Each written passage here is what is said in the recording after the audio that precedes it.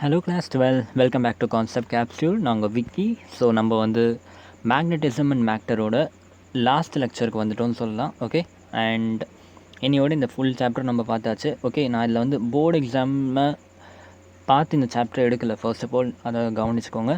Board எக்ஸாமில் இந்த சாப்டரில் பயங்கரமான ஒமிஷன் இருக்குது. ஆக்சுவலாக போர்டு எக்ஸாமில் இந்த சாப்டர் வந்து ஒரே ஒரு டாபிக் மட்டும் தான் வருதுன்னு நினைக்கிறேன். ஓகே, ஸோ அந்த அளவுக்கு இதில் வந்து டெலிட்டட் போர்ஷன் இருக்குது.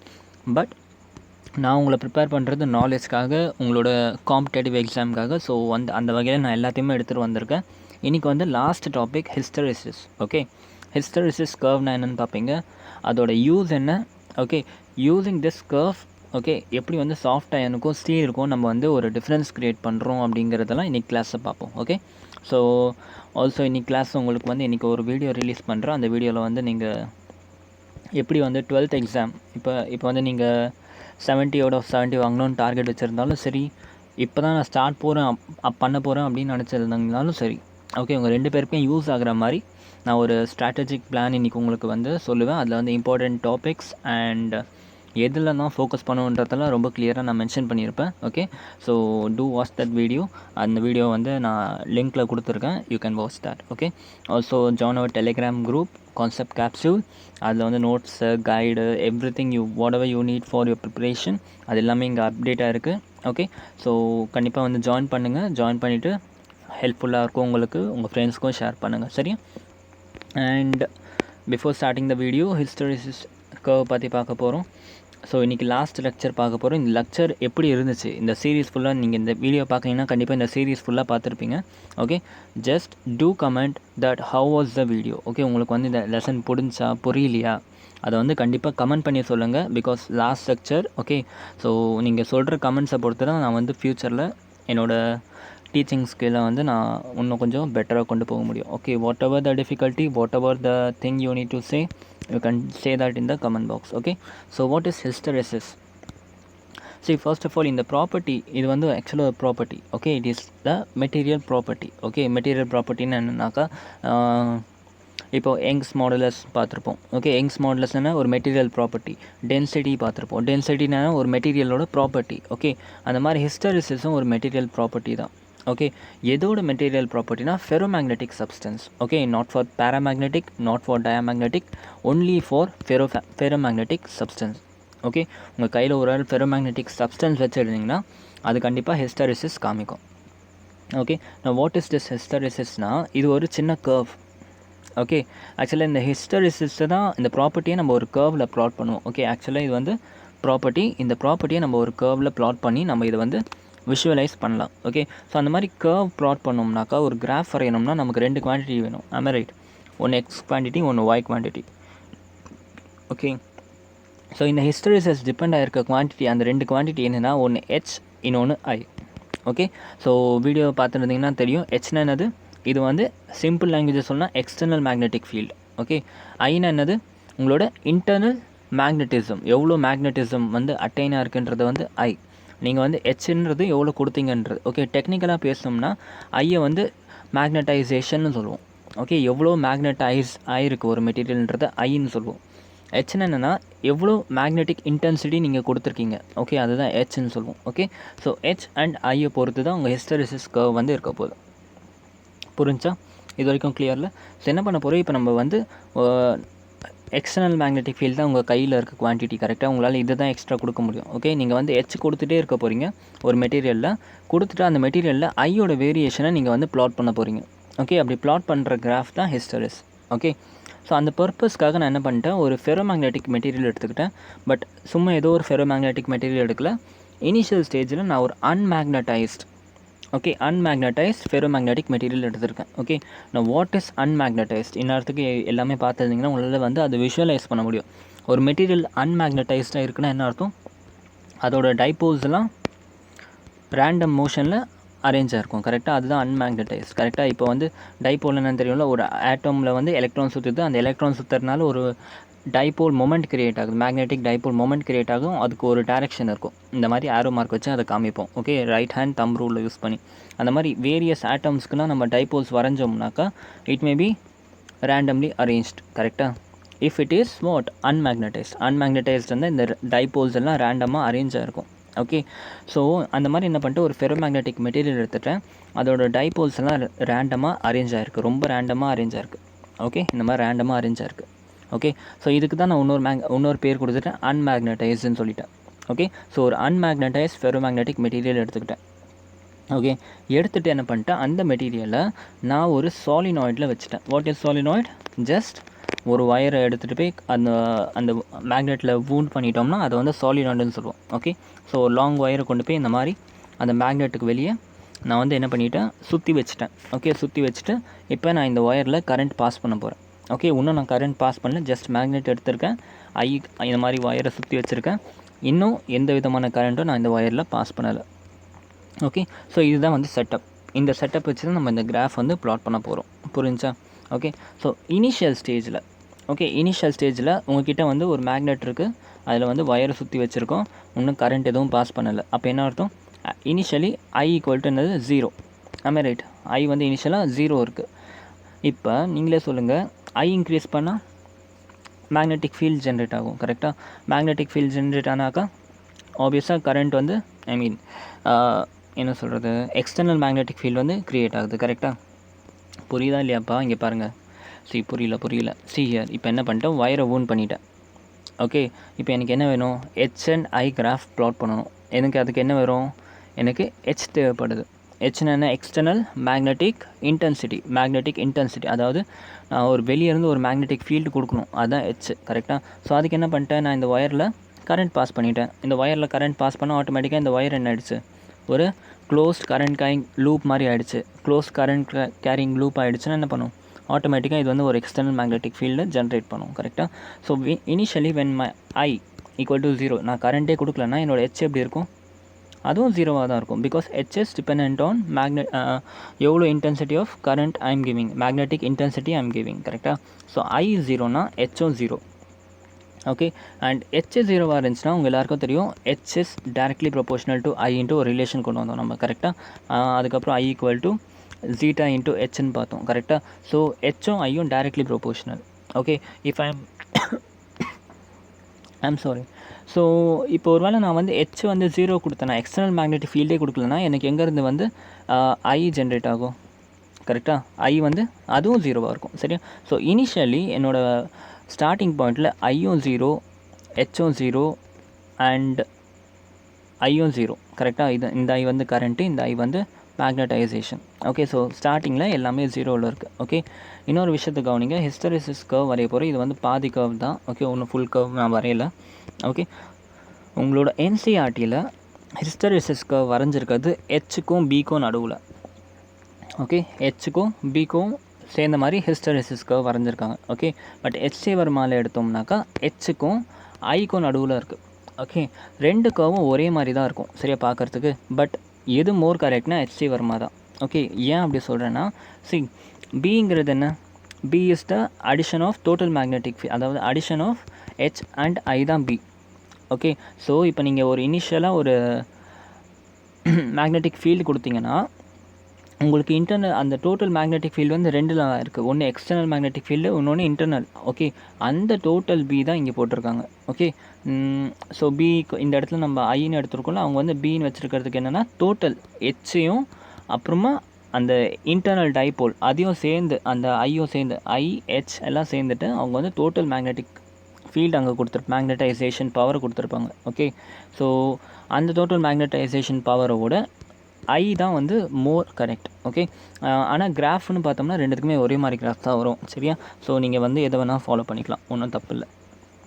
ஓகே, ஸோ இனிஷியல் ஸ்டேட்டில் எனக்கு வந்து I-யும் 0 அண்ட் H-ம் 0 அண்ட் இன்னொன்று என்ன கரண்ட்டும் 0, எல்லாமே 0வில் இருக்குது. ஓகே, இப்போ நான் என்ன பண்ணுறேன், கொஞ்சம் கொஞ்சமாக H-ஐ இன்க்ரீஸ் பண்ணுறேன். H எப்படி இன்க்ரீஸ் பண்ண முடியும், கரண்ட் இன்க்ரீஸ் பண்ணி. ஓகே, இந்த காயிலில் நான் கரண்ட் இன்க்ரீஸ் பண்ணால் ஆட்டோமேட்டிக்காக என்ன ஆகிடுது, எனக்கு H இன்க்ரீஸ் ஆகுது. ஓகே, உங்கள் எல்லாருக்கும் என்ன தெரியும், H இன்க்ரீஸ் ஆனாக்கா ஆட்டோமேட்டிக்காக என்ன ஆகும், I-யும் இன்க்ரீஸ் ஆகும். ஓகே, எவ்வளோக்கு எவ்வளோ அதிகமாக நீங்கள் H கொடுக்குறீங்களோ அவ்வளோக்கு எவ்வளோ I-யும் வந்து அதிகமாகும். ஓகே, ஸோ என்ன ஆகுது, இனிஷியலாக 0 பாயிண்ட் இங்கே இருக்குது.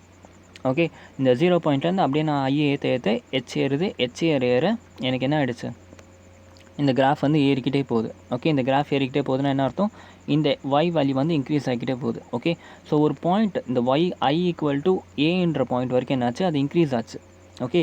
அதுக்கப்புறம் நான் எவ்வளோ தான் கரண்ட் இன்க்ரீஸ் பண்ணாலும் சரி, எவ்வளோ தான் மேக்னடைசேஷன் அந்த எக்ஸ்டர்னல் மேக்னெட்டிக் இன்டென்சிட்டி இன்க்ரீஸ் பண்ணாலும் சரி, எனக்கு வந்து இந்த கிராஃபு மேலே போகிற மாதிரியே தெரியல. Okay, this graph has become constant. Okay, இது எதனால்? நல்லா யோசிச்சு சொல்லுங்கள். ஒரு பர்டிகுலர் பாயிண்ட் வரைக்கும் எனக்கு எவ்வளோ தான் கரண்ட் அதிகமாக்கினாலும் ஏற மாட்டேங்குது கிராஃப். என்னோடய ஐ வேல்யூ வந்து ஏற மாட்டேங்குது. ஐ வேல்யூ கான்ஸ்டன்ட் ஆகிடுச்சு. ஓகே, அந்த பாயிண்ட்டை நான் சேச்சுரேஷன் பாயிண்ட்டுன்னு சொல்லுவேன். ஓகே, இப்போ ஞாபகம் வருதா? சேச்சுரேஷன் பாயிண்ட்டை நான் கொஞ்சம் நேற்று கிளாஸ் சொல்லியிருந்தேன்.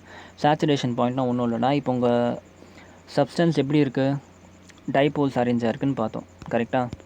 ஆமே ரைட். டைபோல்ஸ் அரேஞ்சாக இருக்குது. இந்த டைபோல்ஸ் தான் ரேண்டமில் இருக்குதுன்னு பார்த்தோம்.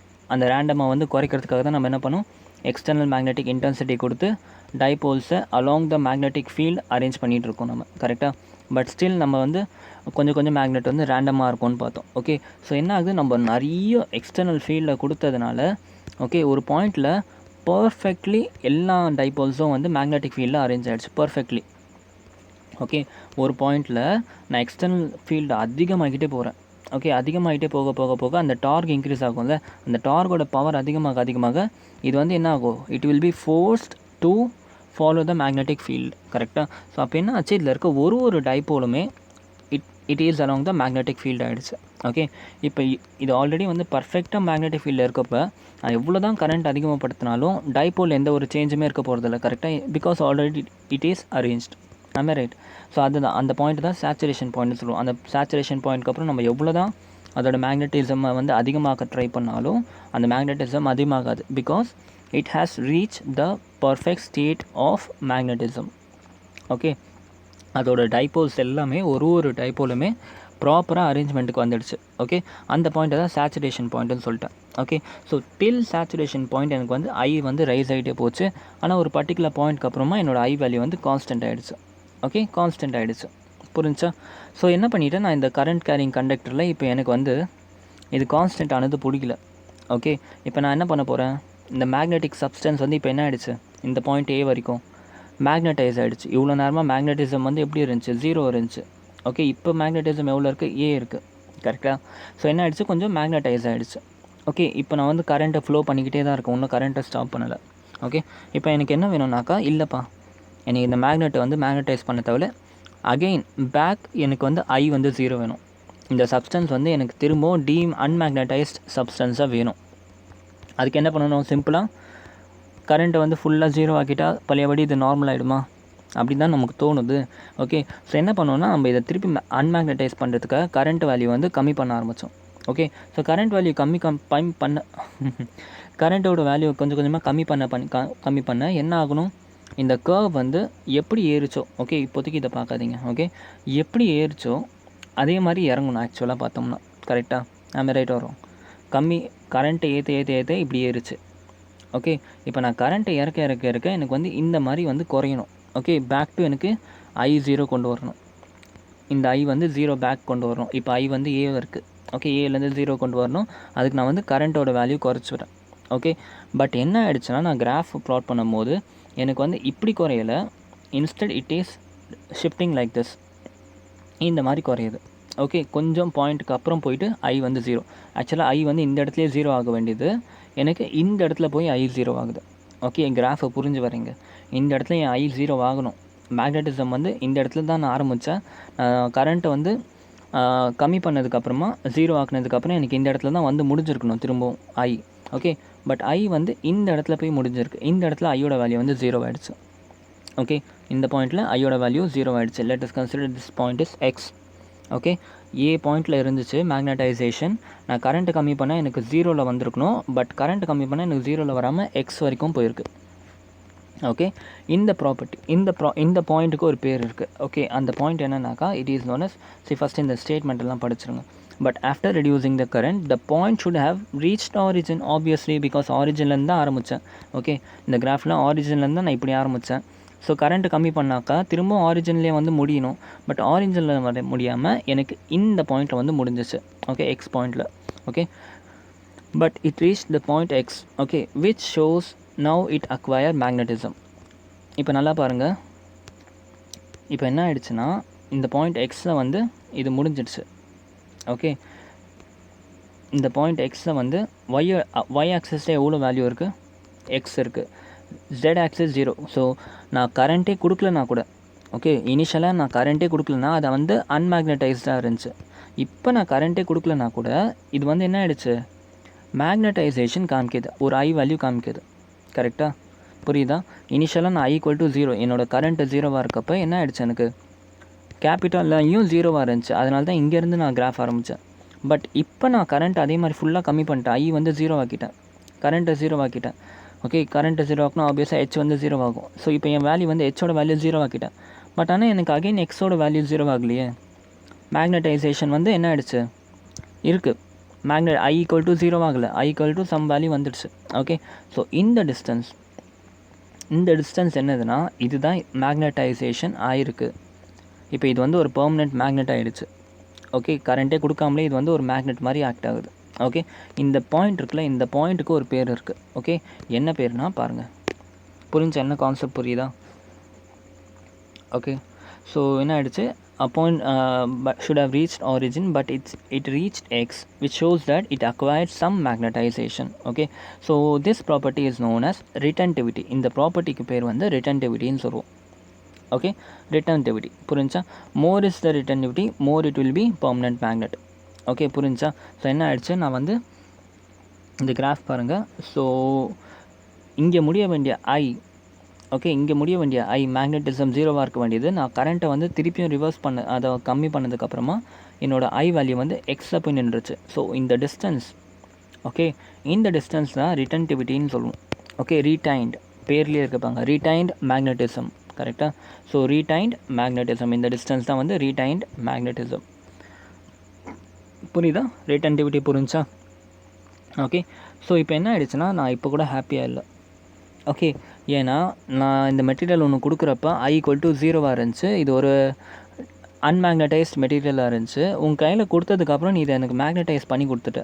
ஓகே, எனக்கு இது பிடிக்கல, எனக்கு திரும்பவும் இது அன்மேக்னடைஸ்ட் மெட்டீரியலாக வேணும். ஓகே, அப்போ நான் என்ன பண்ணுறேன்னா, ஆல்ரெடி நான் கரண்ட்டெல்லாம் கொடுத்து பார்த்துட்டேன், ஒர்க் அவுட் ஆகலை. ஓகே, திரும்பவும் நான் கரண்ட்டு கொடுத்தேன்னா திருப்பி இது இப்படி ஏறிட்டு போகும். ஓகே, ஸோ இப்போ எனக்கு என்ன வேணும்னா இது அன்மேக்னடைஸ்டாக மாறணும். ஓகே, அன்மேக்னடைஸ்டாக மாறணும். அப்போ என்ன பண்ணுற நீ, இப்போ ஆக்சுவலாக என்ன ஆகிடுச்சு, உன் டைபோல்ஸ் எல்லாம் ரீஅரேஞ்ச் ஆகிடுச்சு. கரெக்டாக, உன் டைபோல்ஸ்லாம் ரீஅரேஞ்ச் ஆகிடுச்சு. அப்போ நீ என்ன ட்ரை பண்ணுவேன், ரீஅரேஞ்ச் ஆன டைபோல்ஸ்லாம் திருப்பியும் கலைச்சி விட்டினா இது திரும்ப என்ன ஆகிடும், அன்மேக்னடைஸ்டாக ஆகிடும். அம்மா ரைட் வரும், கரெக்டாக வரும். என் ஸ்டேட்மெண்ட் கரெக்டாக இல்லையா, நல்லா யோசிச்சு சொல்லுங்கள்.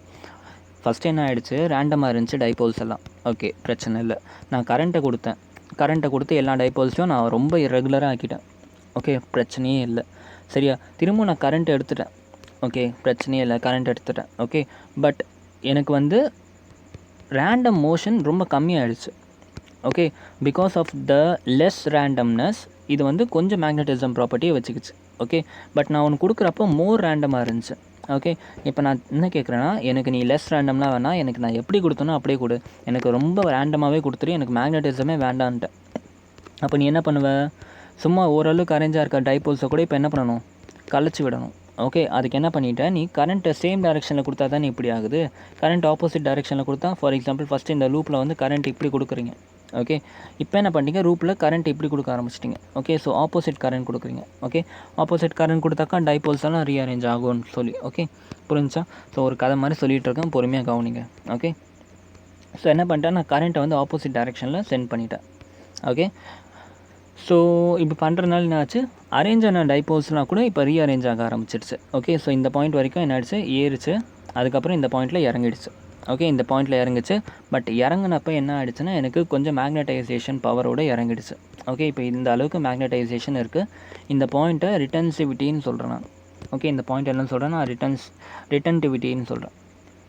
ஓகே, இப்போ நான் ஆப்போசிட் கரண்ட்டை கொடுக்க என் மேக்னடைசேஷன் என்ன ஆகணும், கம்மியாகணும் ஆப்வியஸாக. ஏன்னா ஆப்போசிட் கரண்ட் கொடுத்தா டைபோல்ஸ் எல்லாம் வேறு மாதிரி அரேஞ்ச் ஆக ட்ரை பண்ணும். ஓகே, ஸோ வேறு டைரெக்ஷன்லாம் டைபோல்ஸ் மூவ். இப்போ கரண்ட்டை வந்து நீங்கள் இப்படி கொடுத்தீங்கன்னு வச்சுக்கோங்க, டைபோல்ஸ் இப்படி அரேஞ்ச் ஆகும். கரண்ட்டோட டேரெக்ஷனை மாற்றிட்டிங்கன்னா மேக்னெட்டிக் ஃபீல்டோட டேரெக்ஷன் மாறுது. அப்போ டைபோல்லாம் என்ன ஆகும், வேறு டேரெக்ஷன், எந்த டேரெக்ஷனில் மேக்னெட்டிக் ஃபீல்டு இருக்கோ அந்த டேரெக்ஷனில் அரேஞ்ச் ஆகணும். ஸோ என்ன ஆகிடுச்சு, டைபோல்ஸ் எல்லாம் ஆட்டோமேட்டிக்காக திரும்பவும் ரீஅரேஞ்ச் ஆக ஆரம்பிச்சிடுச்சு. ஸோ அந்த ப்ராசஸ் நடக்கிறப்போ இந்த பாயிண்ட் வரைக்கும் மூவ் ஆகுது. எனக்கு I வந்து 0 ஆகணும். இந்த பாயிண்ட்டில் I வந்து 0 ஆச்சு. ஓகே. ஸோ இந்த பாயிண்ட்டில் ஐ வந்து 0 ஆச்சு. இந்த 0 ஆகிற பாயிண்ட் வரைக்கும் நான் என்ன பண்ணிட்டேன், ஒரு கரண்ட் கொடுத்துருக்கேன், ஒரு ஹெச்சோட வேல்யூ இன்க்ரீஸ் பண்ணியிருக்கேன். ஓகே. ஸோ அந்த ஹெச் வந்து என்னது, நெகட்டிவ் கரண்ட். நீங்கள் ஆல்ரெடி கொடுத்த கரண்ட்டுக்கு ஆப்போசிட்டாக கொஞ்சம் கரண்ட் கொடுத்தீங்கன்னா அது நெகட்டிவ் கரண்ட். கரெக்டாக நீங்கள் கொடுத்த கரண்ட்டை பேலன்ஸ் பண்ணி எக்ஸ்ட்ரா கரண்ட் கொடுக்குறீங்க, negative current. So negative current கொடுத்தனால ஹெச்சோட வேல்யூ வந்து நெகட்டிவ் ஆகிடுச்சு. Okay. So at a particular point in H, அதாவது மேக்னெட்டிக் இன்டென்சிட்டி, ஒரு பர்டிகுலர் நெகட்டிவ் மேக்னெட்டிக் இன்டென்சிட்டியில் உங்கள் ஐ வந்து பேக் டு 0 வந்துடுச்சு. ஓகே. இங்கே வர வேண்டிய 0 வந்து இவ்வளோ பாயிண்ட்டை தள்ளி 0வாக இருக்குது. ஓகே. இனிஷியலாக இங்கே வர வேண்டிய 0 இங்கே இருந்துச்சு. இங்கே வர வேண்டிய 0 வந்து ஒரு வேல்யூ எடுத்துக்கிட்டு இங்கே போயிடுச்சு ஐக்கு. ஓகே. இப்போ வந்து எனக்கு ஃபைனலாக ஐயோட வேல்யூ 0 ஆகிடுச்சு. ஓகே. பட் இந்த பாயிண்ட்டில் 0 ஆகலை, இந்த பாயிண்ட்டில் 0 இருக்குது. ஓகே. இப்போ இந்த பாயிண்ட்டுக்கும் ஒரு நேம் இருக்குது. ஓகே. ஸோ என்ன பண்ணிட்டேன், நெகட்டிவ் ஹெச் கொடுத்துருக்கேன். அந்த நெகட்டிவ் ஹெச் கொடுத்ததுனால எனக்கு வந்து ஓசின்ற ஒரு இடத்துல போய் மீட் ஆயிருக்கு. ஓகே. சாரி, பிசி, இது பி, இது சி. ஓகே. ஸோ பிசி பாயிண்ட்டில் போயிட்டு என்ன ஆகிடுச்சு, எனக்கு ஐ வந்து 0 ஆகிடுச்சு. ஐ 0 ஆகிடுச்சுன்னா பழையபடி எல்லா டைப்போல்ஸும் ரேண்டமாக அரேஞ்ச் ஆகிடுச்சு. ஓகே.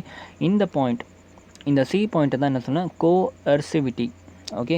கோஎர்சிவிட்டி புரிஞ்சா? ரிட்டன்டிவிட்டி பார்த்துருக்கோம், கோஎர்சிவிட்டி பார்த்துருக்கோம். ரிட்டன்டிவிட்டியில் மேக்னெட்டிக் ப்ராப்பர்ட்டி ரீட்டைன் ஆகிடுச்சு, ரிட்டன்டிவிட்டியில் மேக்னடைஸ் ஆகிடுச்சு. கோஆக்டிவிட்டியில் வந்து மேக்னடைசேஷன் வந்து என்ன ஆகிடுச்சு, டிமேக்னட் ஆகிடுச்சு. புரிஞ்சா? ரெண்டு டேர்ம் நல்லா கவனிங்க. ரிட்டன்டிவிட்டினா ரீட்டைனிங். கரெக்டாக? Retaining what? Retaining magnetism. கோஆக்டிவிட்டினாக்கா டிமேக்னட்டிசம். புரிஞ்சா? ஸோ என்ன ஆகிடுச்சு, இந்த இடத்துல போயிட்டு டிமேக்னடைஸ் ஆகிடுச்சு. Okay. So how much extra current needed in the opposite direction to make the I 0, அதான் கோஆக்டிவிட்டியோட டெஃபினேஷன். ஓகே. எவ்வளோ எக்ஸ்ட்ரா கரண்ட் தேவைப்பட்டுச்சு உங்களுக்கு ஐயை 0 ஆக்கிறதுக்குன்றது தான் கோஆக்டிவிட்டியோட இது. சரியா? ஸோ ரெண்டு டேர்ம் புரிஞ்சா, ஒன்று வந்து ஐ பார்த்தோம், இன்னொன்று வந்து ஹெச் பார்த்தோம். ஐனா மேக்னட்டிசம் காமிக்கும், ஹெச்னா எக்ஸ்டர்னல் மேக்னெட்டிக் இன்டென்சிட்டி காமிக்கும். அதுக்கப்புறம் திருப்பி ரெண்டு பார்த்தோம், ரிட்டன்டிவிட்டி, கோஆக்டிவிட்டி. ரிட்டன்டிவிட்டினா மேக்னட்டிசம் காமிக்குது, கோஆக்டிவிட்டினா டிமேக்னடைசேஷனை காமிக்குது. புரிஞ்சா? ஓகே. ஸோ இப்போ என்ன ஆகிடுச்சு, எனக்கு இந்த இடத்துல வந்து என்னோட ஐ வந்து 0 ஆகிடுச்சு. ஓகே. பட் நான் வந்து நெகட்டிவ் கரண்ட்டு கொடுத்துட்டேன். ஓகே. இப்போ நான் வந்து என்ன பண்ணிட்டேன்னா, எனக்கு ஸ்டில் ஹாப்பி இல்லை. ஓகே. நான் என்ன பண்ணுறேன், இன்னமும் கரண்ட் அதிகப்படுத்துகிறேன். ஓகே. எனக்கு இந்த பாயிண்ட்டில் வரணும்னு ஆசையாக இருந்துச்சுன்ட்டு நான் இன்னமும் கரண்ட் அதிகப்படுத்துகிறேன். அதாவது நெகட்டிவ் கரண்ட் இன்னும் அதிகமாக கொடுக்குறேன். அப்படி அதிகமாக கொடுத்தா என்ன ஆகும், அந்த டைப்போஸாக இங்கே எப்படி அரேஞ்ச் ஆச்சு, பேக் டு இந்த மாதிரி இந்த டைரெக்ஷனில் அரேஞ்ச் ஆச்சுன்னு டைப்போல். இப்போ ஆப்போசிட் கரண்ட் கொடுத்தனா இந்த டைப்போஸ், இப்படி அரேஞ்ச் ஆன டைப்போஸும் என்ன ஆகும், இப்படி அரேஞ்ச் ஆக ட்ரை பண்ணும் ஆப்போசிட் டைரெக்ஷனில். ஓகே. ஸோ அதே மாதிரி என்ன ஆகுது, நான் கரண்ட்டை அதிகமாக கொடுக்க ஒரு பாயிண்ட் வரைக்கும் எனக்கு வந்து என்ன ஆகிடுச்சு, அதிகமாச்சு. ஓகே. அந்த சேச்சுரேஷன் பாயிண்ட் அகைன் ரீச் ஆகிடுச்சு. ரீச் ஆனதுக்கப்புறம் பாயிண்ட் தான் அந்த சேச்சுரேஷன் பாயிண்ட்னு வச்சுக்கோ. அதுக்கப்புறம் நான் எவ்வளோ தான் நெகட்டிவ் கரண்ட் எக்ஸ்ட்ரா கொடுத்தாலும் எனக்கு வந்து என்னாச்சு, என்னோடய டைப்போல்ஸெல்லாம் ரீஅரேஞ்ச் ஆகலை. ஓகே. அதுக்கப்புறம் நான் என்ன பண்ணிட்டேன், கரண்ட்டோட வேல்யூவை கம்மி பண்ணிட்டேன். ஓகே. கரண்ட்டோட வேல்யூவை கம்மி பண்ண எனக்கு என்ன ஆகிடுச்சு, பாயிண்ட் ஈக்கு வந்துச்சு. ஓகே. ஸோ இப்போ பாருங்கள், கரண்ட்டோட வேல்யூ இப்போ நான் திருப்பியும் 0 ஆக்கிட்டேன். பட் எனக்கு என்ன ஆகிடுச்சு, ஐக்கு வந்து ஒரு நெகட்டிவ் வேல்யூ இருக்குது. கரெக்டாக? இதுதான் என்ன சொன்னேன், திரும்பவும் இதுக்கு வந்து எப்படி இருக்குது, ஒரு மேக்னடைசேஷன் பவர் இருக்குது. கரெக்டாக? ஸோ இங்கே எப்படி மேக்னடைசேஷன் எக்ஸ்ட்ரா பவர் வந்துச்சோ அதே மாதிரி இங்கேயும் வந்து ஒரு மேக்னடைசேஷன் பவர் வந்துடுச்சு. ஓகே. இந்த பாயிண்ட்டும் என்ன சொல்கிறது, ரிட்டன்டிவிட்டின்னு சொல்கிறோம். ஓகே. அப்போ இந்த பாயிண்ட்டில் மேக்னடைஸ் ஆகிடுச்சு, இந்த பாயிண்ட்டில் டிமேக்னடைஸ் ஆகிடுச்சு. இப்போ இந்த பாயிண்ட்டில் அகைன் என்ன ஆகிடுச்சு, ரிட்டன்டிவிட்டி, அதாவது மேக்னடைஸ் ஆகிடுச்சு. ஓகே. இப்போ என்ன பண்ணணும், எனக்கு திரும்பவும் எனக்கு வந்து இந்த ஐயை 0 ஆக்கணும். அப்போ என்ன பண்ணணும், இன்னமும் நான் எக்ஸ்ட்ரா கரண்ட் கொடுக்குறேன். எக்ஸ்ட்ரா கரண்ட்டை கொடுத்து நான் என்ன பண்ணுறேன், திரும்பவும் இந்த பாயிண்ட் கொண்டு வரேன். ஓகே. இந்த பாயிண்ட்டு கொண்டு வந்தால் என்ன ஆகுது, இது அகைன் வந்து என்ன ஆகிடுச்சு, இப்போ வந்து எனக்கு மேக்னடைசேஷன் வந்து டிமேக்னடைஸ் ஆகிடுச்சு. ஓகே. இந்த point X magnetize, point C demagnetize, point E magnetize, point F again வந்து டிமேக்னடைஸ் ஆகிடுச்சு. ஓகே. பட் நான் இன்னமும் கரண்ட் கொடுத்துட்டு தான் இருக்கேன். சரியா? ஸோ இப்போ திரும்பவும் நான் கரண்ட் அதிகப்படுத்தி பார்க்குறேன். ஓகே. ஆப்போசிட் டைரெக்ஷனில். ஓகே. ஆப்போசிட் டைரெக்ஷன் திருப்பியும் அதிகப்படுத்தி பார்த்தினாக்கா எனக்கு அகெயின் ஒரு லூப் ஒன்று க்ரியேட் ஆச்சு. பாயிண்ட் ஏயில் போயிட்டு அகெயின் வந்து சேச்சுரேஷன் ஆச்சு. ஓகே. திரும்பவும் கரண்ட்டு கம்மி பண்ணால் திருப்பி எக்ஸில் வரும், திரும்பவும் கரண்ட்டை இன்னும் கம்மி பண்ணால் சியில் வரும், திருப்பி கரண்ட் ஆப்போசிட் டைரெக்ஷனில் கொடுத்தா சேச்சுரேஷன் பாயிண்ட் டிக்கு வரும், திரும்பவும் கரண்ட்டை வந்து கம்மி பண்ண ஆரம்பித்தா இ வரும்.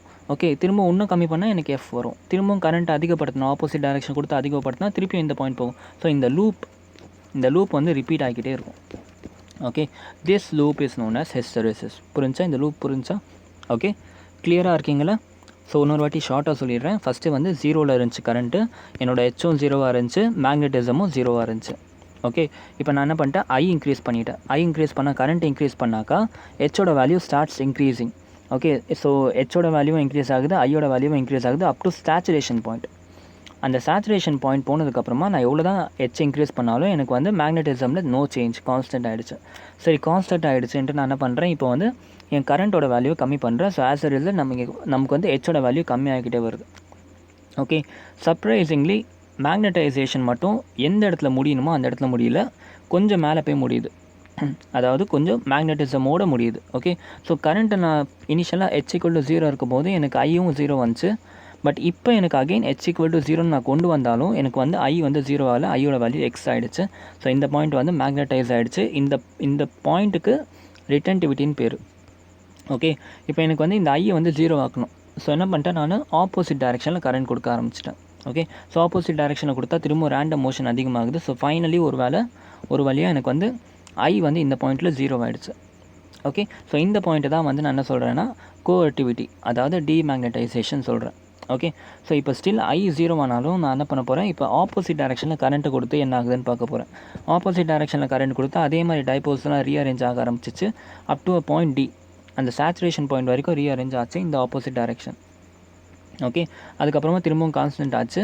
ஸோ என்ன பண்ணிட்டு நான் திரும்பவும் கரண்ட்டை வந்து 0 கொண்டு வரேன். கரண்ட்டை 0 கொண்டு வந்தால் கொஞ்சம் மேக்னடைசேஷனோட இது வந்து இந்த பாயிண்ட் முடிஞ்சு கஷ்டப்பட்டு 0 கொண்டு வந்தோம். பட் இப்போ வந்து இந்த இடத்துல திருப்பி மேக்னடைஸ் ஆகிடுச்சு. ஓகே, ஸோ இப்போ வந்து நெகட்டிவ் மேக்னடைசேஷனை கம்மி பண்ணுறதுக்கு நான் என்ன பண்ணிட்டேன், இன்னமும் கரண்ட்டை கம்மி பண்ணிகிட்டே போனாக்கா ஒரு பாயிண்ட்க்கு அப்புறம் என்ன ஆகிடுச்சு, எனக்கு ஆப்போசிட் டைரெக்ஷன்லேயே கரண்ட் கொடுத்துட்டு போகிறேன். அதுக்கப்புறம் ஒரு பாயிண்ட்டில் போய் திரும்பவும் 0 ஆச்சு. ஸோ திரும்பவும் நான் இந்த சைக்கிளை ரிப்பீட் பண்ணி பார்த்தா எனக்கு வந்து ஒரு லூப் மாதிரி ஃபார்ம் ஆகுது.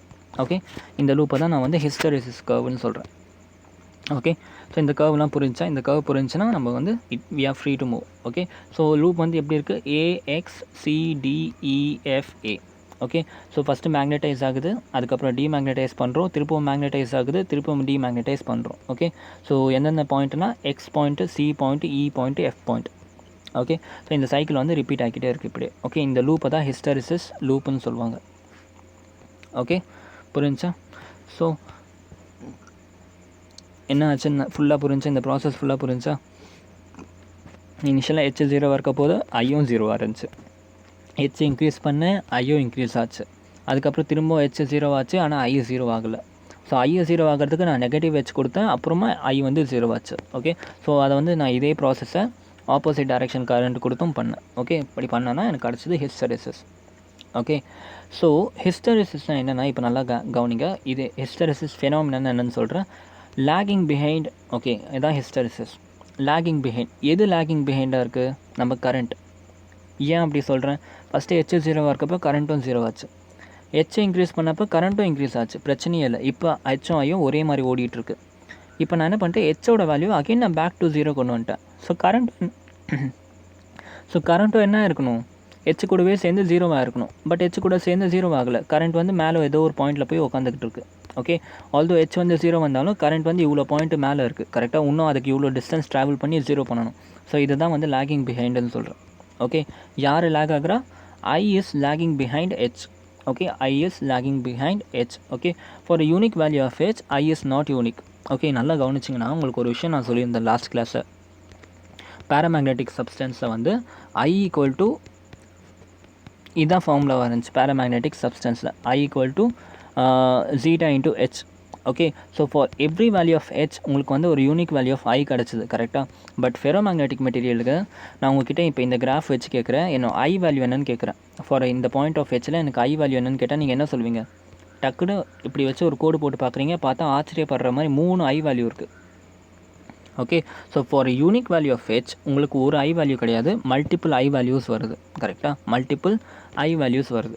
ஓகே, புரிஞ்சா? எந்த ஐ வேல்யூ எனக்கு சொல்லுவீங்க? உங்களால் கரெக்டாக சொல்ல முடியாது. Okay, I should mention magnetise ஆகும்போது ஐ வேல்யூ என்ன, டிமேக்னடைஸ் ஆகும்போது ஐ வேல்யூ என்ன, அப்படி மென்ஷன் பண்ணால் தான் உங்களால் கரெக்டான ஐ வேல்யூ வந்து சொல்ல முடியும். Okay, so I depend on history of sample. Okay, so அதே மாதிரி சாம்பிளை நம்ம என்ன பண்ணியிருப்போம், ஆல்ரெடி வந்து டெஸ்ட்லாம் பண்ணி பார்த்து வச்சுருப்போம். ஸோ நம்ம அதை வச்சு நம்ம யோசிக்கணும், மேக்னடைஸ் பண்ணுறப்ப ஐ வேல்யூ என்னன்னு யோசிக்கணும், டிமேக்னடைஸ் பண்ணுறப்ப ஐ வேல்யூ என்னன்னு யோசிக்கணும். சரியா? So I value depend upon history of sample. இது வரைக்கும் புரிஞ்சா? ஓகே. ஸோ இதுதான் கர்வ். ஓகே, ஹிஸ்டெரிசிஸ் கர்வ் இதுதான், அதோட ப்ராசஸ் இப்படி தான். ஓகே, நல்லா கவனிச்சிங்கன்னா இந்த இடத்துல வந்து கன்சர்வேஷன் ஆஃப் எனர்ஜி ஒர்க் ஆகுமா? Conservation of energy is not obeyed in this process. Why? Because conservation of energy என்ன சொல்லுது? எனர்ஜி கொடுத்தா எனக்கு வந்து ரிசல்ட் கிடைக்கணும், அந்த எனர்ஜி எடுத்துட்டாக்கா அந்த ரிசல்ட் வந்து போயிடணும். அதுதான் proper conservation of energy. Okay, ரொம்ப கிளியராக சொல்லணும்னா ஒரு ரப்பர் பேண்ட். ஓகே, ரப்பர் பேண்டை பிடிச்சி இழுக்கிறேன், ஃபோர்ஸ் கொடுக்குறேன். ஓகே, ரப்பர் பேண்டும் எக்ஸ்பேண்ட் ஆகுது. ஓகே, ஃபோர்ஸை ரிலீஸ் பண்ணிட்டேன், rubber band normal back to position வந்துருச்சு. ஓகே, அப்போ என்ன சொல்லலாம்? I can say that energy is conserved. நான் எவ்வளோ எனர்ஜிக்கு வேலை பார்த்தனோ அதே எனர்ஜி எனக்கு வந்து அகெயின் ரீட்டைன் ஆகிடுச்சு, கன்சர்வ்ட் ஆகிடுச்சு. ஓகே, இதுவே வந்து ஒரு ஸ்டீல் டியூப் எடுத்துட்டேன், அந்த ஸ்டீல் டியூப்பை ஒரு மிஷினை வச்சு நான் எக்ஸ்பேண்ட் பண்ணிட்டேன். ஓகே, நிறைய ஃபோர்ஸ் கொடுத்து அதை எக்ஸ்பேண்ட் பண்ணிட்டேன். எனக்கு திரும்பவும் இந்த ஸ்டீல் டியூப் வந்து நார்மலாக மாறுமா? மாறாது. பிகாஸ் அந்த இடத்துல எனர்ஜியெல்லாம் வேஸ்ட் ஆகிடுச்சு. ஓகே, எதில் வேஸ்ட்டாக இருக்கா? அந்த ஸ்டீலை வந்து எக்ஸ்பேண்ட் பண்ணுறதுல அந்த எனர்ஜியெல்லாம் வேஸ்ட் ஆகிடுச்சு. எனக்கு வந்து அகெயின் எப்படி ரிசல்ட் இருந்துச்சோ அப்படி கிடைக்கல. இதுதான் conservation of energy. Okay, but ஹிஸ்டெரிசிஸ்க்கு வந்து கன்சர்வேஷன் ஆஃப் எனர்ஜியை ஃபாலோ பண்ணாது. ஓகே, ஏன்னா ஒரு ப்ராசஸையும் some energy is lost. Okay, energy lost ஆகிறதுனால ஐ வேல்யூ வந்து உங்களுக்கு என்ன ஆகிடுச்சு? உங்களோட ஹெச் வேல்யூ கூட ஈக்குவேட் ஆகலை. ஓகே, ஹெச்சை 0 ஆக்கினாலும் ஐக்கு வந்து ஒரு வேல்யூ இருந்துச்சு. அது எதனால்? Because there is some loss. Okay, so என்ன பண்ணணும்? அந்த ஐ வேல்யூ 0 கொண்டு வர உங்களால் எக்ஸ்ட்ரா எனர்ஜி கொடுத்து அதை 0 கொண்டு வர மாதிரி இருக்குது. கரெக்டாக? ஸோ எக்ஸ்ட்ரா எனர்ஜி கொடுத்துருக்கீங்க. அப்போ என்ன அர்த்தம்? நீங்கள் கொடுத்த எனர்ஜி கொஞ்சம் வேஸ்ட் ஆகிருக்கு. அதனால தான் நீங்கள் எக்ஸ்ட்ரா எனர்ஜி கொடுத்து நம்ம என்ன பண்ணியிருக்கோம்? அந்த ஐ வேல்யூவை 0 கொண்டு வந்திருக்கோம். ஸோ கன்சர்வேஷன் ஆஃப் எனர்ஜி வந்து இந்த லூப் வந்து ஃபாலோ பண்ணலை. பிகாஸ் அதில் வந்து amount of loss of energy இருக்குது. ஓகே, ஸோ அந்த லாஸ் கண்டுபிடிக்கிறதுக்கு ஒரு ஃபார்முலா இருக்குது. என்னென்னா ஒன்றும் இல்லை, உங்கள் ஹிஸ்டெரிசிஸ் லூப் இருக்குல்ல, இந்த லூப்போட ஏரியா கண்டுபிடிச்சிங்கன்னா எவ்வளோ எனர்ஜி லாஸ் ஆச்சுன்னு உங்களுக்கு தெரிஞ்சிடும். இந்த லூப்போட ஏரியா கண்டுபிடிச்சோம்னா எவ்வளோ எனர்ஜி லாஸ் ஆயிருக்குன்னு தெரியும். ஒருவேளை லூப்போட ஏரியா ரொம்ப பெருசாக இருந்துச்சுன்னா என்ன அர்த்தம்?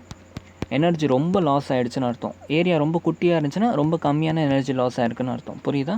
ஸோ இதுதான் டிஃப்ரென்ஸ். ஓகே, இந்த பாயிண்ட் எக்ஸ் என்ன சொன்னேன்? ரிட்டன்டிவிட்டி, எவ்வளோ மேக்னடைஸ் ஆகிருக்கு. இந்த பாயிண்ட் ரொம்ப அதிகமாக இருந்துச்சுன்னா அந்த மெட்டீரியல் வந்து ரொம்ப சீக்கிரமாக மேக்னடைஸ் ஆகிடுச்சுன்னு அர்த்தம். ரொம்ப அதிகமாக மேக்னடைஸ் ஆகிடுச்சுன்னு அர்த்தம். அது வந்து மோர் பெர்மனெண்ட் மேக்னெட்னு அர்த்தம். நல்லா கவனிங்க. இந்த எக்ஸ் பாயிண்ட் வந்து எவ்வளோக்கு எவ்வளோ அதிகமாக இருக்கோ அது அவ்வளோக்கு அவ்வளோ அதிகமான மேக்னெட்டாக இருக்குன்னு அர்த்தம். அவ்வளோக்கு அவ்வளோ அதிகமாக பர்மனெண்ட் மேக்னெட் மாதிரி ஆக்ட் ஆகும். ஓகே, அதுவே இந்த சி பாயிண்ட் எவ்வளோக்கு எவ்வளோ அதிகமாக இருக்கோ அதை வந்து நம்ம என்ன பண்ணிக்கலாம்? அவ்வளோ சீக்கிரமாக மேக்னடைஸ் பண்ணிக்கலாம்னு அர்த்தம். ஓகே, ஸோ இந்த ஹெச்சுக்கும் சிக்கும் அதான் டிஃப்ரென்ஸ். புரிஞ்சா? ஓகே, ஸோ இது வரைக்கும் புரிஞ்சுன்னு நினைக்கிறேன்.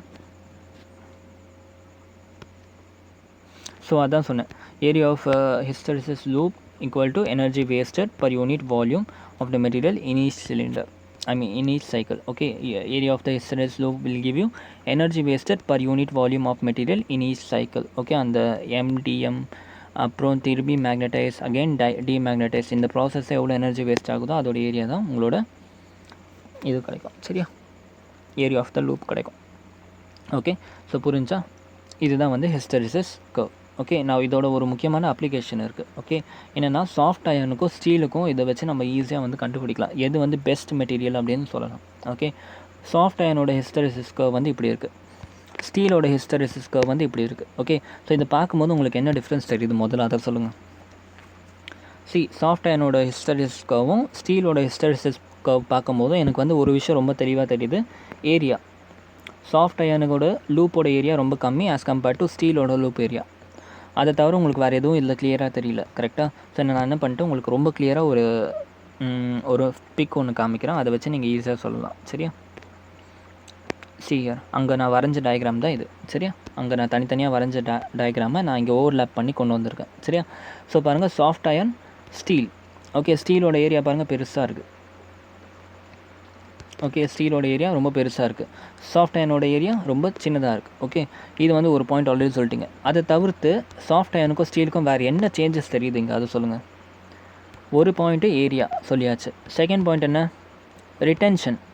ரிட்டென்ஷன் கவனிங்க. நான் இப்போ வேணுன்ட்டு தான் இங்கே உங்களுக்கு மார்க் பண்ணலை. ரிட்டென்ஷன் பாயிண்ட் எங்கே இருக்குது? நீங்களே யோசிச்சு சொல்லுங்கள்.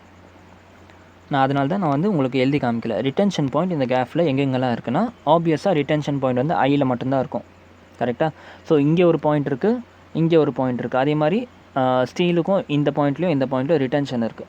ஓகே, ஸோ இப்போ நீங்கள் சொல்லுங்கள், ரிட்டென்ஷன் ஆஃப் சாஃப்ட் அயன் அதிகமாக இல்லை ஸ்டீல் அதிகமாக? டெஃபினட்டாக ரிட்டென்ஷன் ஆஃப் சாஃப்ட் அயன் வந்து அதிகமாக இருக்குது. கரெக்டாக? ஸோ இந்த பாயிண்ட்டில் நீங்கள் நோட் பண்ணணும், ஏரியா வந்து ஸ்டீலுக்கு அதிகமாக இருந்துச்சு, ரிட்டென்ஷன் வந்து சாஃப்ட் அயனுக்கு தான் அதிகமாக இருக்குது. புரிஞ்சா? சாஃப்ட் அயனுக்கு ரிட்டென்ஷன் அதிகமாக இருக்குது. ஓகே, அடுத்த பாயிண்ட் என்ன? கோஆக்டிவிட்டினா டீமேக்னடைசேஷன் பவர். ஓகே, டீமேக்னடைசேஷன் பவர்னு பார்த்தோம்னா இந்த பாயிண்ட். ஓகே, ஸ்டீலுக்கு டீமேக்னடைசேஷன் பவர் எங்கெங்கெல்லாம் இருக்குது? இங்கேயும் இருக்குது. ஓகே, இங்கேயும் ஸ்டீலுக்கு டீமேக்னடைசேஷன் பவர் இருக்குது. சாஃப்ட் அயனுக்கு டீமேக்னடைசேஷன் பவர் இங்கே இருக்குது. ஓகே, இந்த பாயிண்ட்லாம் நீங்கள் நோட் பண்ணணும். ஏரியா வைஸ் எது பெருசு? ஸ்டீல் பெருசு. ஓகே, ரிட்டென்ஷன் வைஸ் எது பெருசு? சாஃப்ட் அயன் பெருசு. கரெக்டாக? Retention equal to magnetization. அப்போ சாஃப்ட் அயன் ரொம்ப மேக்னெட்டாக இருக்குமா இல்லை ஸ்டீல் ரொம்ப மேக்னெட்டாக இருக்குமா? டெஃபினட்டாக soft iron will be more permanent magnet. கரெக்டாக? பிகாஸ் அதுக்கு ரிட்டென்ஷன் ரொம்ப அதிகமாக இருக்கிறனால. அந்த மாதிரி தான் இப்போதைக்கு தெரியுது நமக்கு. Okay, wait and see. அடுத்து வந்து என்ன சொன்னேன்? கோஆக்டிவிட்டினா என்னது? டீமேக்னெட் ஆகிற பவர். எதுக்கு வந்து டீமேக்னெட் ஆகிற பவர் அதிகம்னா ஸ்டீலுக்கு. ஓகே, ஸோ இதெல்லாம் வந்து நம்ம நோட் பண்ண வேண்டிய பாயிண்ட். ஓகே, இப்போ நான் உங்களை ஒரு கொஸ்டின் கேட்குறேன், ஜஸ்ட் ஆன்சர் பண்ணுங்கள் based on those two graph. Okay, in which material permanent magnet is obtained? In which material better permanent magnet is obtained? அந்த சாஃப்ட் அயன் அண்ட் உங்கள் ஸ்டீலை கம்பேர் பண்ணி சொல்லுங்கள், எந்த மெட்டீரியலில் பர்மனெண்ட் மேக்னெட் வந்து ரொம்ப பெட்டராக இருக்கும்? யோசிச்சு சொல்லுங்கள். உங்கள் ஆன்சரில் என்னவாக இருக்கும்னா சாஃப்ட் அயன். ஏன் அப்படி சொன்னீங்கன்னா, நீங்கள் அந்த கிராஃப் பார்க்கும்போது என்ன ஆகிடுச்சு உங்களுக்கு? ரிட்டன்டிவிட்டி வேல்யூ வந்து ரொம்ப அதிகமாக தெரிஞ்சு. கரெக்டாக? ரிட்டன்டிவிட்டி வேல்யூ வந்து ரொம்ப அதிகமாக தெரிஞ்சு. கரெக்டாக? வெயிட் பண்ணுங்கள். சியர் இந்த கிராஃபில் சாஃப்ட் அயனோட ரிட்டன்டிவிட்டி வேல்யூ வந்து என்ன ஆகிடுச்சு உங்களுக்கு? ரொம்ப அதிகமாக தெரிஞ்சு. ஆமாம், ரைட் வரும். அப்போ என்ன அர்த்தம்? ரிட்டன்டிவிட்டி ஈக்குவல் டு மேக்னட்டிசம் சொன்னேன். ஓகே, பெர்மனெண்ட் மேக்னட்டிசம் வந்து அப்போ இதுக்கு வந்து ரொம்ப அதிகமாக இருக்குது. இந்த பாயிண்ட் பாருங்கள், இங்கேருந்து இங்கே வந்து ஃபார் எக்ஸாம்பிள் 4 சென்டிமீட்டர் இருக்குன்னா இங்கேக்கும் 3 சென்டிமீட்டர் தான் இருக்குது. ஸோ இது வந்து 4 சென்டிமீட்டர் அதிகம். சரியா? பெர்மனெண்ட் மேக்னட்டிசம் இதுக்கு 4 சென்டிமீட்டருக்கு இருக்குது. ஓகே, அப்போ வந்து இந்த பாயிண்ட்டை வச்சு பார்த்தோம்னா நமக்கு என்ன தோணுது? சாஃப்ட் மேக்னெட் தான் பெர்மனெண்ட் மேக்னெட்னு தோணுது. கரெக்டாக? பட் அதோடு நிறுத்தக்கூடாது. நம்ம 3 விஷயத்த கவனிக்கணும்னு சொல்லியிருந்தேன் நான். ஓகே, ஒன்று வந்து retentivity. Okay, retentivity wise soft iron one. Okay, battle between soft iron ஸ்டீலில் சாஃப்ட் அயன் இந்த விஷயத்தில் ஜெயிச்சிடுச்சு. அடுத்து ஹை கோஆக்டிவிட்டினா என்னது? ஹை கோஆக்டிவிட்டினா first demagnetization power. Okay, so high கோஆக்டிவிட்டினா என்ன அர்த்தம்னா சீக்கிரமாகவே டீமேக்னடைஸ் ஆகும். அதிகமாக டீமேக்னடைஸ் ஆகக்கூடாது, சீக்கிரமாகவே ஆகிடணும். வெயிட் நல்லா யோசிங்க. ஃபஸ்ட்டு நான் சொல்கிறத கவனிங்க. பர்மனெண்ட் மேக்னெட்டாக இருக்கிறதுக்கு 3 ப்ராப்பர்ட்டி இருக்குது. ஓகே, அதுக்கு ஹை ரிட்டன்டிவிட்டி இருக்கணும், ஹை கோஆக்டிவிட்டி இருக்கணும், லார்ஜ் ஏரியா ஆஃப் லூப் இருக்கணும். இந்த 3 ப்ராப்பர்ட்டி இருந்துச்சுன்னா அது ஒரு better permanent magnet. Okay, soft அயனுக்கும் ஸ்டீலையும் கம்பேர் பண்ணோம்னா எதுக்கு ஹை ரிட்டன்டிவிட்டி இருந்துச்சு? சாஃப்ட் அயனுக்கு. ஸோ இந்த கேட்டகரியில் சாஃப்ட் அயன் ஜெயிச்சிடுச்சு. ஓகே, இந்த கேட்டகரியில் சாஃப்ட் அயன் ஜெயிச்சிடுச்சு. அடுத்து வந்து ஹை கோஆக்டிவிட்டி எதுக்கு இருக்குது? ஸ்டீலுக்கு இருக்கா இல்லை சாஃப்ட் அயனுக்கு இருக்கா? டெஃபினட்டாக high coercivity is for steel. இந்த கேட்டகரியில் ஸ்டீல் ஜெயிச்சிருச்சு. இங்கே சாஃப்ட் அயன், இங்கே steel. Large area of loop இருக்கணும். லார்ஜ் ஏரியா எதுக்கு இருக்குது? ஸ்டீலுக்கு இருக்குது. கரெக்டாக? அப்போ இந்த 2 கேட்டகரியிலும் ஸ்டீல் ஜெயிச்சிருச்சு. அப்போ ஆப்வியஸாக யார் பெட்டர் பெர்மனெண்ட் மேக்னெட்னா ஸ்டீல் தான். ஓகே, ஸ்டீல் தான். இப்போ நல்லா யோசிச்சு பாருங்கள். இந்த பாயிண்ட் ஓகேடா, ஹை ரிட்டன்டிவிட்டி வந்து இதுக்கு இருக்குது. ஓகே, ஆனால் ஸ்டீலுக்கு ஹை ரிட்டன்டிவிட்டி கம்மி. சரி, இந்த பாயிண்ட் நான் அக்செப்ட் பண்ணிக்கிறேன். மேக்னட்டிசம் வந்து சாஃப்ட் அயனுக்கு அதிகம் தான். ஓகே, இப்போ நான் வந்து ஒரு பெர்மனெண்ட் மேக்னெட் எடுத்திருக்கேன். ஓகே, கோஆக்டிவிட்டி வந்து எதுக்கு அதிகம்னா ஸ்டீலுக்கு அதிகம் அண்ட் சாஃப்ட் அயனுக்கு கம்மி. கோஆக்டிவிட்டினா என்ன சொல்லுது? கோஆக்டிவிட்டி ஈக்குவல் டு டீமேக்னடைசேஷன் பவர். அப்போ என்ன அர்த்தம்? சாஃப்ட் மேக்னெட் வந்து சீக்கிரமாகவே டீமேக்னடைஸ் ஆகிடுது. கரெக்டாக? எப்படி? இங்கே பாருங்கள், இந்த கிராஃப் பாருங்கள். இதெல்லாம் நான் உங்களுக்கு ரொம்ப தெளிவாக புரிய வைக்கிறேன், கொஞ்சம் பொறுமையாக கவனிங்க. இந்த கிராஃபை கவனித்தோம்னாக்கா சாஃப்ட் அயனுக்கு வந்து ஃபார் எக்ஸாம்பிள் 2 சென்டிமீட்டர் இருக்குன்னா ஸ்டீலுக்கு வந்து 4 சென்டிமீட்டர் இருக்குது. ஓகே, ஸோ ஸ்டீலுக்கு வந்து 4 சென்டிமீட்டர் இருக்குன்னா அப்போ அதுதான் வந்து கோஆக்டிவிட்டி அதிகம். கோஆக்டிவிட்டி ஈக்குவல் டு டீமேக்னடைசேஷன் பவர். ஓகே, இப்போ சாஃப்ட் அயனுக்கு 2 சென்டிமீட்டர் தான் இருக்குது. எனக்கு வந்து சாஃப்ட் அயனை டீமேக்னடைஸ் பண்ணுறதுக்கு என்ன தேவை? ஜஸ்ட் 2 சென்டிமீட்டர் நான் இதை மூவ் பண்ணுறேன்னா இது டீமேக்னடைஸ் ஆகிடும். பட் ஸ்டீலை நான் டீமேக்னடைஸ் பண்ணுறதுக்கு 4 சென்டிமீட்டர் மூவ் பண்ணணும். As compared to soft iron இது வந்து ரொம்ப அதிகம். ஓகே, இப்போ நான் ஒரு பர்மனெண்ட் மேக்னெட்டுக்கு பண்ணுறேன்னாக்கா நான் என்ன விரும்புவேன்? அது சீக்கிரமாக அதோட மேக்னெட்டிக் ப்ராப்பர்ட்டியை லூஸ் பண்ணக்கூடாது. ஆமாம், ரைட். அப்போ நான் சாஃப்ட் அயன் எடுத்தேன்னா அது சீக்கிரமாக என்ன ஆகிடுச்சு? அதோட மேக்னெட்டிக் ப்ராப்பர்ட்டியை லூஸ் பண்ணிவிடுது. ஃபார் எக்ஸாம்பிள் இப்போ நான் வந்து சாஃப்ட் அயன் வச்சுட்டு இந்த இடத்துல நான் ரூம் டெம்பரேச்சர் வச்சுட்டேன்னு வச்சுக்கோங்களேன், அது என்ன ஆகுது? ரூம் டெம்பரேச்சரில் இந்த மேக்னட்டிசம் வந்து லூஸ் பண்ணிவிடும், டீமேக்னெட் ஆகிடும். ஓகே. பட் சாஃப்ட் அயனுக்கு இவ்வளோ தேவைப்படுது. ரூம் டெம்பரேச்சர்னு தாண்டி நான் எக்ஸ்ட்ரா கொடுத்தா தான் அது வந்து டீமேக்னடைஸ் ஆகும். ஸோ அந்த விதத்தில் ஸ்டீல் வந்து மோர் பெர்மனெண்ட் மேக்னெட்டாக ஆக்ட் ஆகும். ஓகே. அதுக்கப்புறம் நான் சொன்ன மாதிரி area of loop. Area of loop ஸ்டீலுக்கு ரொம்ப அதிகம். அப்போனா என்ன அர்த்தம்? அதுக்கு ஏரியா ஆஃப் லூப் அதிகம்னா அது வந்து லாஸஸ் வந்து ரொம்ப கம்மி. ஓகே. லாஸஸ் வந்து ரொம்ப அதிகம். பட் ஸ்டீலுக்கு வந்து லாஸஸ் வந்து ரொம்ப அதிகம். ஸ்டீலுக்கு சாஃப்ட் அயனுக்கு வந்து லாஸஸ் வந்து ரொம்ப கம்மி. ஓகே, புரிஞ்சா? ஸோ என் பெர்மனெண்ட் மேக்னெட்டில் என்ன சொன்ன கண்டிஷன் என்ன? லார்ஜ் ஏரியாவாக இருக்கணும். பெர்மனெண்ட் மேக்னெட்டில் ஈஸியாக வந்து எனக்கு என்ன ஆகணும்? லாஸஸ் நிறைய நடக்கணும். அப்போ தான் வந்து எனக்கு அந்த மேக்னெட்டிசம் ப்ராப்பர்ட்டி வந்து லூஸ் ஆகாது. ஓகே. ஸோ அதுக்காக வந்து ஸ்டீலோடது வந்து என்ன ஆகிடுச்சு? பெர்மனெண்ட் மேக்னெட் ஆகிடுச்சு. புரிஞ்சா? ஸோ இந்த 3 பாயிண்ட் தான் நீங்கள் நோட் பண்ணணும். ஓகே. ஸோ இதை வந்து நான் உங்களுக்கு எக்ஸ்ப்ளனேஷன் இப்படியும் கொடுத்துருக்கேன், நீங்கள் எழுதிக்கோங்க. Though soft iron has a bit larger, come on, though soft iron has a bit larger retentivity, okay, than steel, yet due to other factors steel அந்த 2 ஃபேக்டர்னால ஸ்டீல் வந்து சாஃப்ட் அயனை மிஞ்சி போயிடுச்சு. Okay. Hence steel is better choice. இது வந்து ஒரு kind of question. இன்னொரு question வரும். என்ன கொஷின்னா, which material is better use in coil transformer or generator? Okay. Coil transformer ஜென்ரேட்டரில் சாஃப்ட் அயன் யூஸ் பண்ணால் பெட்டரா இல்லை ஸ்டீல் யூஸ் பண்ணால் பெட்டரா அப்படின்ட்டு. ஓகே. ஸோ ஒரு காயிலாக யூஸ் பண்ணுறதுக்கு என்னென்ன ரெக்குவயர்மெண்ட்னா, லோ ரிட்டன்டிவிட்டி இருக்கணும், லோ கோஆக்டிவிட்டி இருக்கணும், ஸ்மால் ஏரியா இருக்கணும். ஓகே. ஸோ இதெல்லாம் தான் basic needs to be used as a coil. Okay. Low ரிட்டன்டிவிட்டின்னு என்ன அர்த்தம்? மேக்னடைசேஷன் கம்மியாகணும். ஒரு காயில் வச்சுருக்கேன். ஓகே. அந்த காயிலை வந்து நான் கரண்ட்டை பாஸ் பண்ணுறேன். அந்த காயில் வந்து மேக்னடைஸ் ஆகிடுச்சுன்னா என்னோடய எக்ஸ்பெரிமெண்ட் வந்து அஃபெக்ட் ஆகும். ஸோ அந்த காயில் வந்து மேக்னடைஸ் ஆகக்கூடாது அவ்வளோ சீக்கிரத்தில். லோ கோஆக்டிவிட்டி அப்படின்னு என்ன அர்த்தம்? சீக்கிரமாக டீமேக்னடைஸ் ஆகிடணும். ஒரு வேளை மேக்னடைஸ் ஆகிடுச்சுன்னா கூட என்ன பண்ணணும்? சீக்கிரமாக அது வந்து டீமேக்னடைஸ் பண்ணுற பவர் இருக்கணும். அதான் low coactivity, low retentivity, low coactivity. Okay. Small area, என்னோடய லாஸஸ் வந்து ரொம்ப கம்மியாகணும். ஓகே. இப்போ நான் ஒரு டிரான்ஸ்ஃபார்மர் யூஸ் பண்ணுறேன்னா என்னோடய லாஸஸ் எல்லாமே வந்து மேக்னடைசேஷன்லேயே போயிடுச்சுன்னா அப்போ நான் டிரான்ஸ்ஃபார்மர் யூஸ் பண்ணி யூஸே இல்லையே. ஸோ லாஸஸ் வந்து ரொம்ப கம்மியாக இருக்கணும்னா அப்போ ஸ்மால் ஏரியா இருக்கணும். ஸோ இதெல்லாம் யார் சாட்டிஸ்ஃபை பண்ணுறானோ ஆப்வியஸாக நம்மளோட சாஃப்ட் அயர்ன். கரெக்டாக? அதுக்கு வந்து லோ ரிட்டன்டிவிட்டி இல்லாமல் இதில் மட்டும் ஃபெயில் ஆகிடுச்சு. ஸ்டீல் வந்து இதுக்கு வந்து இதில் வந்து ஜெயிச்சிடுச்சு. பட் மீதி 2 கேட்டகரியில் நம்ம சாஃப்ட் அயன் ஜெயிச்சிட்டான். ஓகே. அதனால் வந்து soft iron is better for coils of transformer. புரிஞ்சா? இந்த பாயிண்ட் புரிஞ்சா? Okay. So this is all about your hysteresis தான். ஹிஸ்டரிசிஸில் இவ்வளோ தான் விஷயம் இருக்குது. சரியா? ஸோ வித் திஸ் நம்ம இந்த லெசன் கம்ப்ளீட் பண்ணிவிட்டோம் ஃபுல்லாக. ஓகே. ஸோ இதுக்கப்புறம் கையில் தான் இருக்குது. சீக்கிரமாக படித்து ரிவிஷன்லாம் பண்ணிவிட்டு இது பண்ணிக்கோங்க. நாளையிலேருந்து வந்து நம்ம எலக்ட்ரோ மேக்னெட்டிக் இண்டக்ஷன் ஆரம்பிச்சிருவோம். அதுவும் கொஞ்சம் தியரி தான். அண்ட் இனிஷியலாக கொஞ்சம் டெரிவேஷன்ஸ் தான் இருக்குது. பட் அதுவும் மோஸ்ட்டாக தியரி தான். அது ஒரு 10 டேஸ் வந்து அல்டர்னேட்டிங் கரண்ட் எடுக்கும். ஸோ டிசம்பர் 2க்குள்ளே உங்களுக்கு ஃபர்ஸ்ட் பார்ட் ஃபுல்லாக முடிச்சிருவேன் நான். சரியா? ஸோ அவ்வளோதான் விஷயம். Thank you so much and have a great day. Good bye. Jai.